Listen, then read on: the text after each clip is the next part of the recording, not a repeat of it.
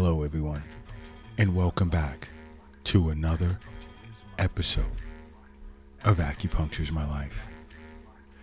Now, in this episode, I'd like to ask a question to my global audience, and that is, how can you tell if you've been under a great deal of stress for an extended period of time? In light of what has been going on, especially I'd say around the past 2 years plus, many individuals globally have been under a lot of stress to the point where they just have accepted it as a normal part of their lives and now ignore it. And that is not good. And it shouldn't be considered normal. And yes, myself and a panel of holistic experts discuss this on acupunctureismylife.tv. It also streams on Roku TV as well, Acupuncture is My Life TV. But you can simply access it on the internet at acupunctureismylife.tv. But we discussed the dangers of stress, chronic stress, which is not good.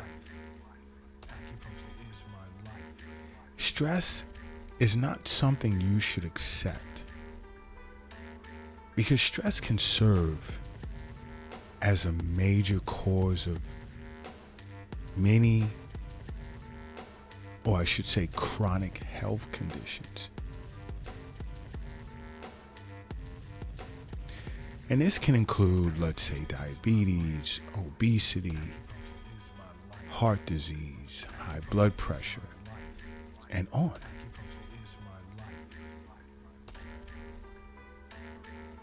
So this is why I say, along with seeing your physician on an annual basis, it's best to see an acupuncturist for regular wellness visits.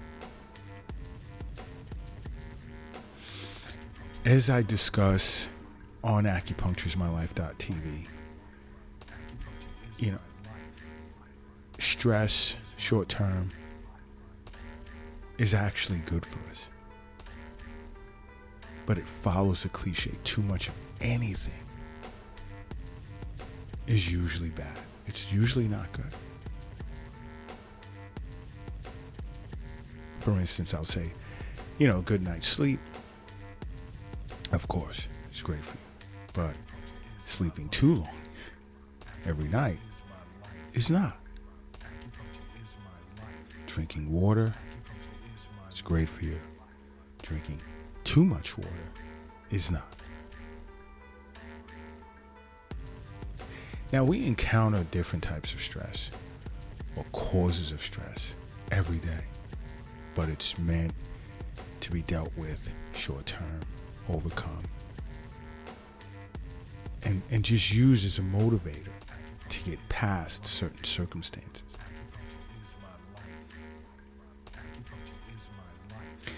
It's bad when it becomes overwhelming.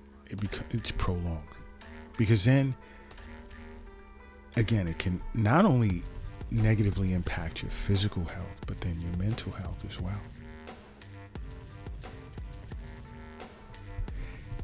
And many times, many individuals have no clue as to how to deal with this, alleviate these pressures.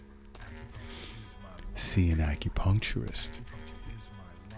It's one of the best ways. One of. Now, if you can get past the stigma of seeing a psychiatrist or psychotherapist means you're crazy, then that's great.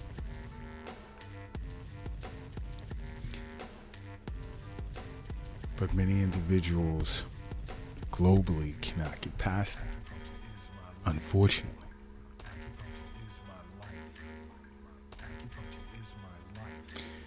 Now you have to understand, your body gives off like many signals, many signs that it's stressed. Examples: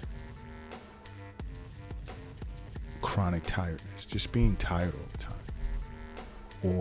or experiencing chest pain or stomach aches.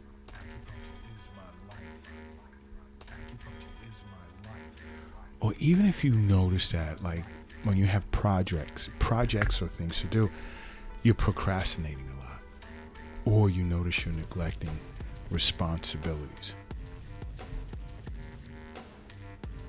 Your mind can be filled with negative thoughts. Your mood fluctuates a lot. These are indicators that you're overstressed. Do you also withdraw from family and friends? Are you struggling to get a good night's sleep? Or are you sleeping too much? Are you having problems remembering things, being able to focus or concentrate? Again, these are signs of being stressed, overstressed. Do you indulge or find yourself having started indulging in recreational drug use, abusing alcohol?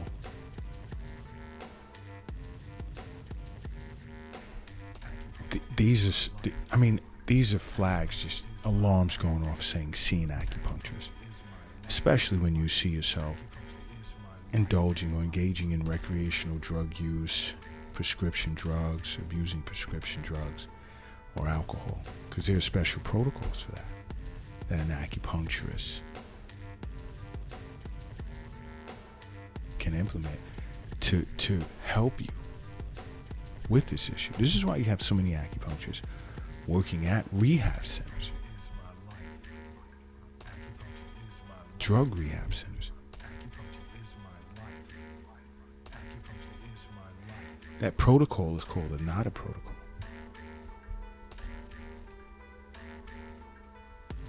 Do you notice, let's say, you're developing unexplained physical symptoms, such as like twitches and tics? These are signs of being overstressed.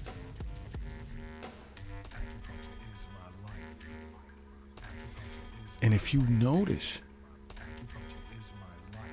that you're experiencing these symptoms, get to an acupuncturist right away, because we understand that health is wealth.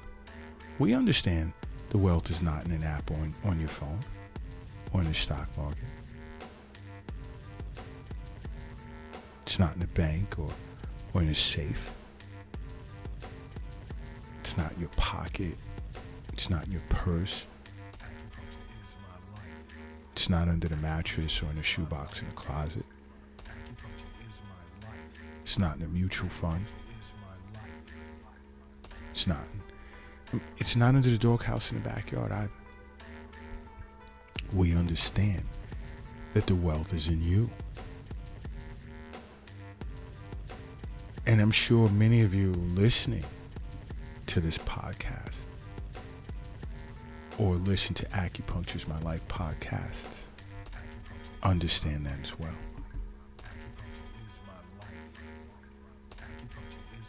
But the first step you want to take is to see an acupuncturist.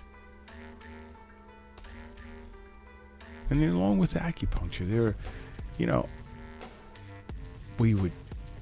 we can teach you or show you Tai Chi. We can do Qigong with you. Oof. What those two do for stress, forget about it. And I know many of you have heard of Tai Chi and even Qigong.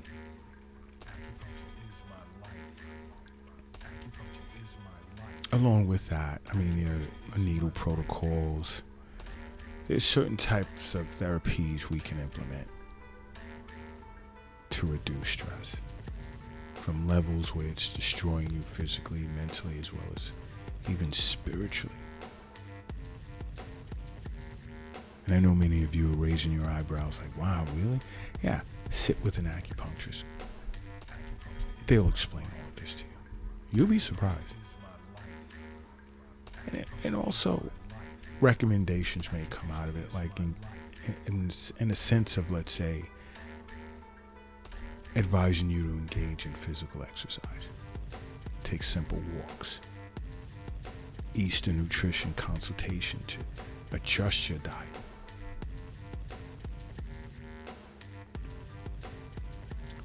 Administer treatments that can improve your sleep. Recommendations to find a hobby, reconnect with family and friends. There's so much to seeing an acupuncturist and making acupuncture part of your life. There's so much to it.